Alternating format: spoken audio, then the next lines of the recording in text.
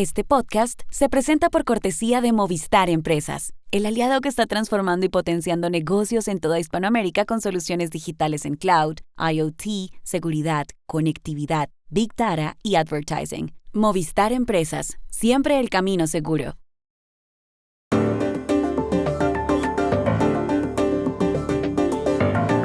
Donald Trump y Vladimir Putin hablaron ayer largamente sobre cómo ponerle fin a la guerra en Ucrania. ¿Qué quedó claro? El Parlamento alemán aprobó ayer una gran reforma a la Constitución relacionada con la defensa nacional. ¿Por qué es importante? La Asamblea Legislativa de la Ciudad de México les dio ayer luz verde a las corridas de toros no sangrientas. ¿Cómo se logró el cambio? Hola, bienvenidos a Y esto no es todo, el podcast del Georgetown Americas Institute de la Universidad de Georgetown en Washington, D.C. Soy Juan Carlos Iragorri, desde Madrid. Soy Paz Rodríguez Niel, desde Buenos Aires. Soy Jorge Espinosa y estoy en Bogotá. Es miércoles 19 de marzo y esto es todo lo que usted debería saber hoy.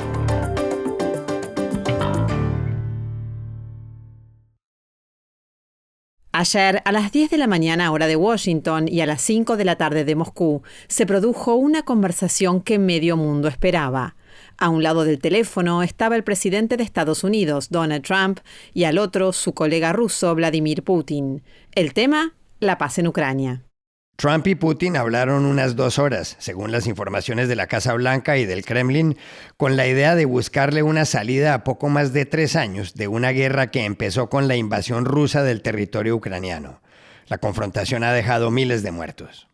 Tras el diálogo entre Trump y Putin, el presidente de Ucrania, Volodymyr Zelensky, dijo que el presidente ruso no parece estar listo para un cese al fuego bilateral y se declaró dispuesto para seguir las propuestas que conduzcan a la paz, pero que antes debe conocer los detalles.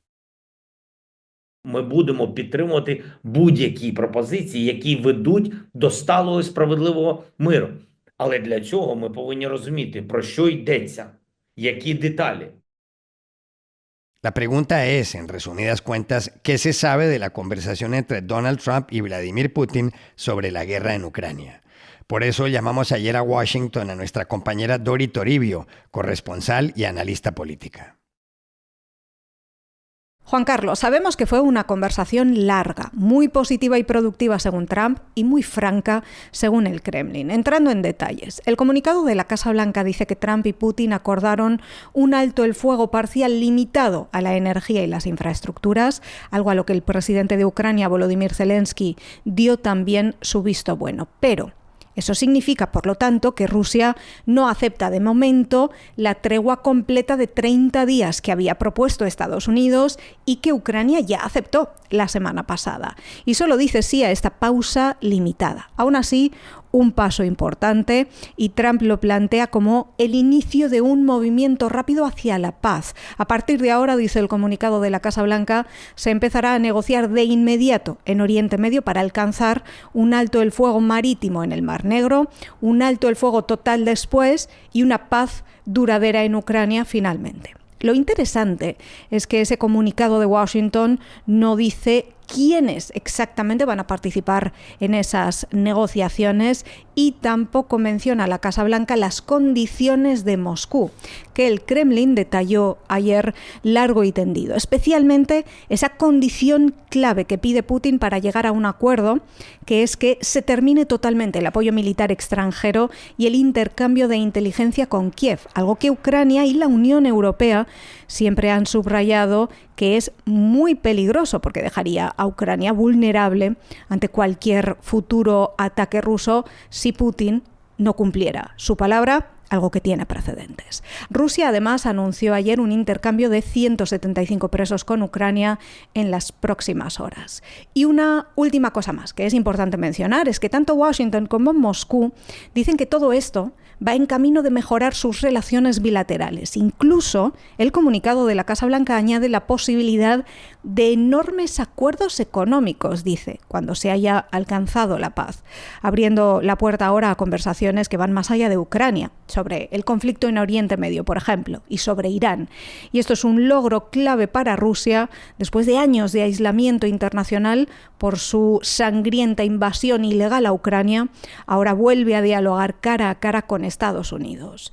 Lo que está claro, además, después de esta segunda llamada telefónica entre Trump y Putin, es que el presidente de Estados Unidos no podrá terminar la guerra en Ucrania en 24 horas. Estaba siendo un poco sarcástico, dijo el propio Donald Trump hace unos días en una entrevista sobre aquella gran promesa que hizo durante la pasada campaña electoral.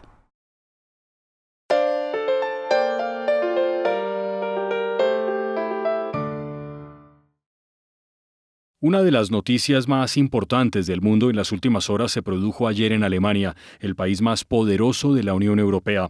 Fue una decisión histórica del Bundestag, el Parlamento Federal, que aprobó una reforma a la ley fundamental, es decir, la Constitución. La reforma le permite al gobierno, atención, endeudarse sin límites para que el país se rearme y establece un fondo de 500.000 millones de euros para fortalecer la infraestructura en defensa. Todo fue aprobado con 513 votos a favor, 207 en contra y 0 abstenciones. Abgegebene Stimmkarten 720, mit Ja haben gestimmt 513, mit Nein haben gestimmt 207, keine Enthaltung. La reforma salió adelante a instancias de los democristianos de la CDU y la CSU, cuyo líder, Friedrich Merz, será investido pronto como canciller federal o jefe del gobierno, y fue respaldada por los socialdemócratas del SPD y por los verdes, total más de 2/3 de los diputados. En cambio, los ultraderechistas de Alternativa para Alemania y los izquierdistas de Die Linke la rechazaron. El caso, sin embargo, es que toda la prensa alemana y europea destacó ayer la reforma. ¿Por qué razón, Juan Carlos? Paz, en primer lugar, por la magnitud del plan y por la cantidad de dinero que implica.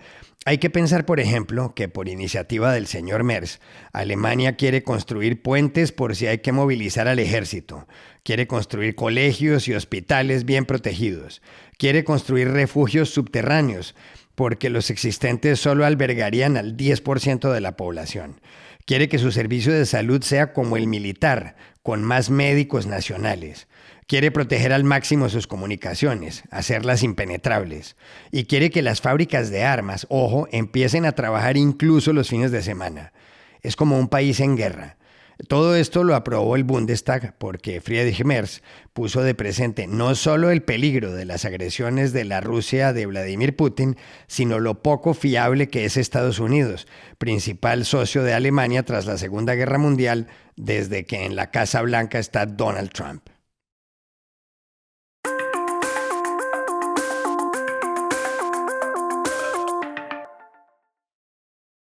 Este podcast se presenta gracias al programa de apoyo al periodismo independiente del Grupo Bancolombia, porque una sociedad mejor informada está más protegida.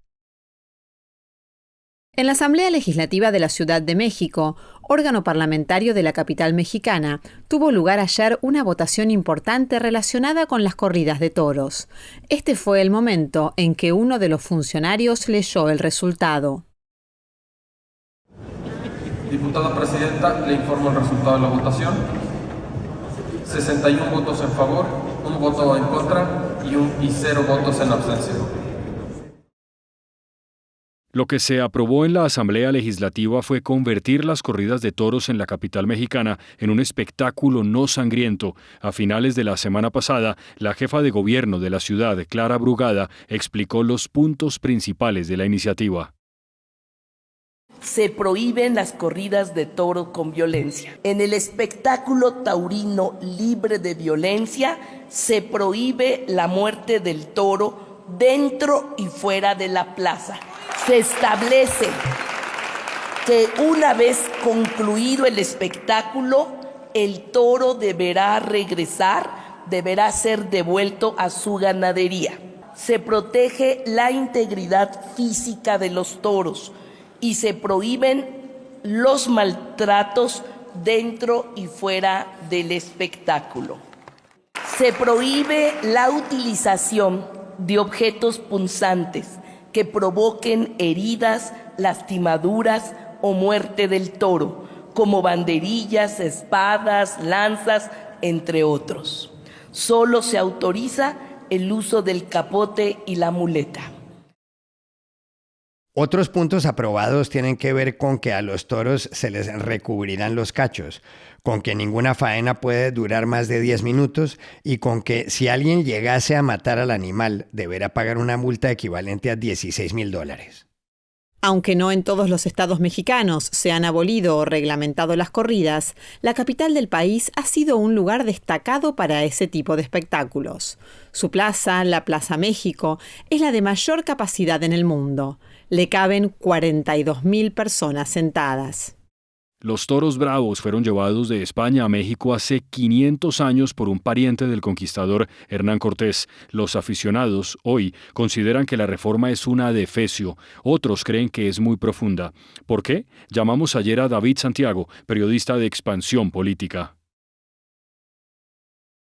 Sin duda es histórica la aprobación de estas reformas por 3 razones principales. La primera es que tras más de 2 décadas por fin llega al Pleno del Parlamento capitalino un dictamen que toca intereses de todo tipo, pero principalmente económicos y hasta culturales, como los que representan las corridas de toros. Pero han existido varios intentos por eliminar las corridas de toros aquí en la capital. El primero de ellos fue en 2010 por parte del diputado Cristian Vargas, un diputado polémico y también llamado dipuhooligan del Partido Revolucionario Institucional. Pero algo pasó por ahí en el camino que de la noche a la mañana cambió de parecer y retiró su propuesta. Otros intentos fueron en 2011, 2012, 2015, con iniciativas por parte del Partido Verde, cuya ideología es ambientalista, aunque siempre allegados al partido en el poder. Diputados nuevamente intentaron en 2021 y 2023, pero en todos estos años ninguna de estas iniciativas prosperó e incluso algunas nunca llegaron a comisiones y se quedaban retenidas en las mesas de diálogo. Esto, pues me lleva al segundo punto, porque fue mediante organizaciones animalistas y la firma de más de 27,000 personas que las instituciones electorales obligaron al Poder Legislativo a tomar en cuenta la iniciativa contra las corridas de toros. Y un tercer punto del por qué es histórica esta reforma es que la iniciativa logró el consenso de todas las fracciones parlamentarias, incluidas las oficialistas, las opositoras, la de la jefa de gobierno de la Ciudad de México, Clara Brugada, quien se ha pronunciado públicamente como defensora de la vida animal en reiteradas ocasiones, y también de la presidenta mexicana Claudia Sheinbaum. Un dato es que el único diputado que votó en contra de la iniciativa fue Pedro Aces Lago, curiosamente, hijo del empresario ganadero y también diputado federal Pedro Aces Barba. Y por supuesto que hay posturas encontradas, porque mientras los animalistas y los políticos celebran la aprobación de las corridas de toros sin violencia en la Ciudad de México, el sector taurino dice que no se va a quedar con los brazos cruzados y va a intentar revertir la aprobación de lo aprobado esta semana en el Poder Legislativo ante instancias judiciales.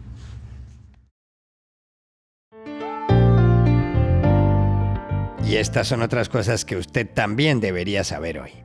Aquí en Colombia, miles de personas salieron ayer a las calles a respaldar la consulta popular que quiere convocar el presidente Gustavo Petro, luego de que el Senado rechazara su proyecto de reforma laboral.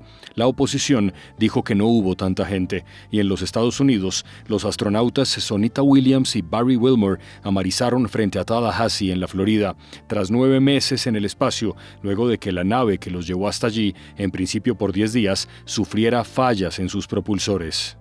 El primer ministro israelí Benjamín Netanyahu dijo anoche, luego del ataque de su ejército en la Franja de Gaza, donde murieron al menos 400 personas, que las negociaciones con Hamás seguirán en medio de las balas y que este es solo el principio.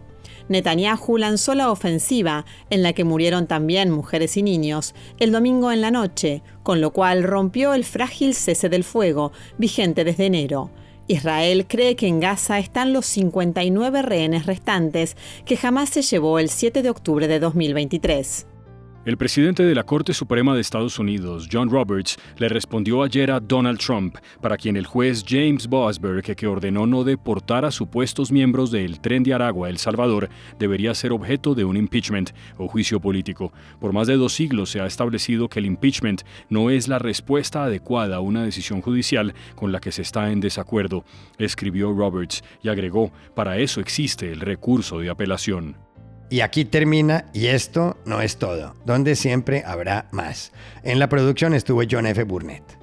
Pueden suscribirse a este podcast en nuestro sitio web y esto no es todo.georgetown.edu, seguirnos en nuestras cuentas de X y de Instagram, @y esto no es todo, y buscarnos en nuestro canal de YouTube. Gracias por oírnos. Chao, hasta la próxima.